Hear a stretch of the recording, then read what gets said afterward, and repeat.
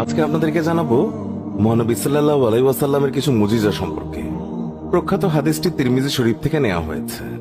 একদিন এক ইহুদি মহিলা ইসলাম ধর্মের প্রতি অনুপ্রাণিত হয়ে ঈমান গ্রহণ করে নিল। তার একটি প্রাপ্তবয়স্কা কন্যা সন্তান ছিল। একদিন মেয়েটি আকস্মিকভাবে মারা গেল। অন্যান্য ইহুদিরা ভৎসনা দিতে শুরু করলো যে মুসলমান হবার কারণেই তোমার মেয়ে মারা গিয়েছে। ইহুদিদের এইসব বাজে কথা শুনে স্বামী স্ত্রী দুজনেই কাঁদতে শুরু করে দিলেন। বিরহ সহ্য করতে না পেরে এক পর্যায়ে দুইজনই আল্লাহ নবী সাল্লাল্লাহু আলাইহি ওয়াসাল্লামের দরবারে হাজির হয়ে আরজ করল, ইয়া রাসূলুল্লাহ, সবেমাত্র আমরা ঈমান গ্রহণ করে মুসলমান হয়েছি। কিছুদিন যেতে না যেতেই আমাদের একমাত্র যুবতী কন্যা মারা গিয়েছে। আমরা তাকে ইসলামী তরিকায় দাফনও করেছি। আমরা ঈমান গ্রহণ করার পরপরই আমাদের কন্যা মারা যাওয়াতে আমাদেরকে গোত্রীয় লোকেরা ভৎসনা দিচ্ছে। তারা বলছে ঈমান আনার কারণেই সে মারা গিয়েছে। নবী করিম সাল্লাল্লাহু আলাইহি ওয়াসাল্লাম তাদের বিবরণ শুনে বললেন, তোমরা আমাকে তার কবরের পাশে নিয়ে চলো। রাসূলের নির্দেশ মোতাবেক তারা তাকে একটি পাহাড়ের পাদদেশে নিয়ে গেল। সেখানে দাঁড়িয়ে ইশারা করে বলল, ওই যে পাহাড়ের উঁচুতে আমার মেয়ের কবর। এরপর নবী করিম সাল্লাল্লাহু আলাইহি ওয়াসাল্লাম নিচে দাঁড়িয়ে বললেন, হে আল্লাহর বান্দা, নবী করিম সাল্লাল্লাহু আলাইহি ওয়াসাল্লাম ডাকছে, তুমি বেরিয়ে এসো।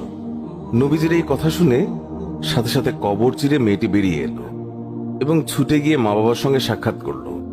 নবী করিম সাল্লাল্লাহু আলাইহি ওয়াসাল্লাম কবর থেকে বেরিয়ে আসা মেয়েটিকে বললেন, বলো, তুমি যেখানে ছিলে সেখানে যেতে চাও নাকি মা বাবার সঙ্গেই থাকতে চাও?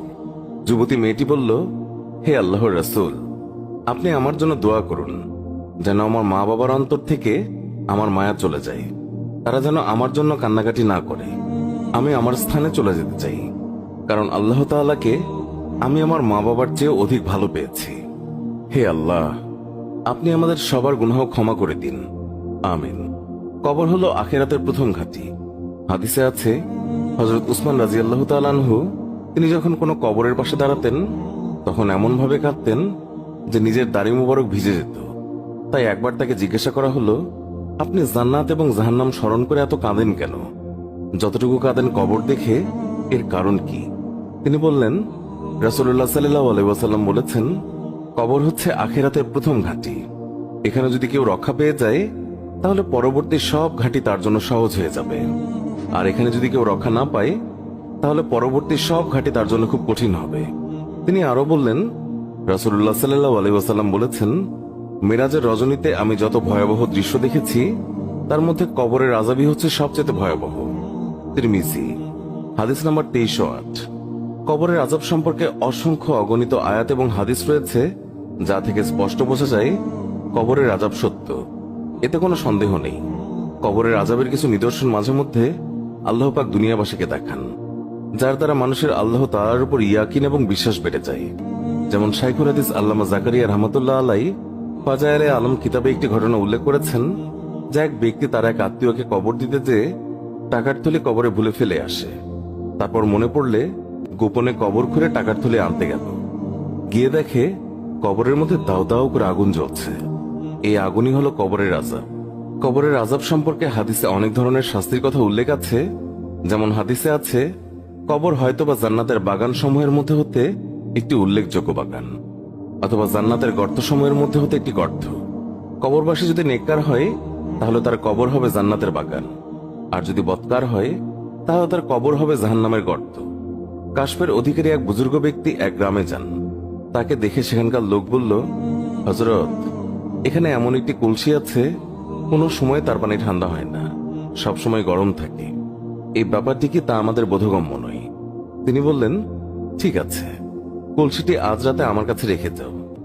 লোকেরা কলসিটি এনে তার কাছে রেখে গেল। সকালে তিনি তাদের বললেন, এবার দেখো কলসির পানি ঠান্ডা হয়েছে কিনা। দেখা গেল পানি ঠান্ডা হয়ে গেছে। লোকেরা আশ্চর্য হয়ে এর কারণ জিজ্ঞাসা করলে তিনি বললেন, এই কলসিটি এক মুর্দার মাটি দিয়ে তৈরি করা হয়েছিল, আর তখন এই মুর্দাকে বারজাখে আযাব দেওয়া হচ্ছিল। সেই আযাবের প্রতিক্রিয়া এই কলসির মাটিতেও ছিল। এই বিষয়টি আল্লাহ পাকের কুদরতে জানতে পেরে আমি মুর্দার জন্য মাগফিরাতের দোয়া করলাম। আল্লাহ তাকে ক্ষমা করে দিলেন। ফলে কলসি থেকে আযাবের প্রতিক্রিয়াও দূর হয়ে গেছে। এ থেকে কবরের আযাবের অবস্থা কিছুটা হলেও আন্দাজ করা যায়।